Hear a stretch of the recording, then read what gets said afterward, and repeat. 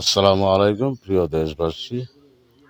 জামাতের এক এমপি প্রার্থী বাংলাদেশের সর্বোচ্চ শিক্ষাস্থান বিশ্ববিদ্যালয়, সেটাকে বলছে তারা বেশ্যাখানা। তারা বলতে পারবে তারা, কারণ তারা মানুষ না, তারা এই জামাত রাজাকার।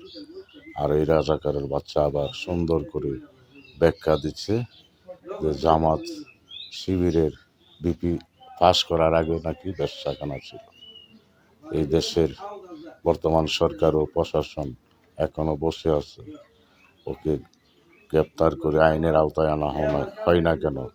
যে কথা বলেছে তারা শুধু এসব বলে নাই, তারা মহিলা মাদ্রাসার বাথরুমে সিসি ক্যামেরা ফিট করে এই মেয়েদেরকে হ্যারাসমেন্ট করে, মহিলা মাদ্রাসার মেয়েদেরকেও।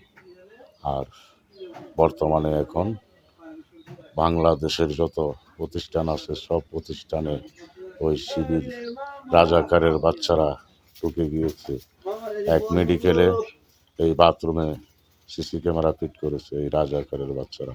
সারা বাংলাদেশে প্রতিটা জায়গায় জায়গায় এই রাজাকারের বাচ্চারা এই দুর্নীতি করতেছে। আর এই ধর্ষণ বলাৎকার হচ্ছে বাংলাদেশে।